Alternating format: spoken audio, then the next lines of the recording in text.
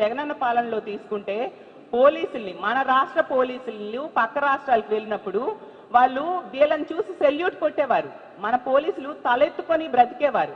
ఈ రోజు పక్క రాష్ట్రాల పోలీసుల ముందు మన రాష్ట్ర పోలీసులు తల దించుకునే పరిస్థితిని ఈ కూటమి ప్రభుత్వంలో నాయకులు కల్పించారనేది ఈ నివేదిక ద్వారా స్పష్టంగా అర్థమవుతూ ఉంది.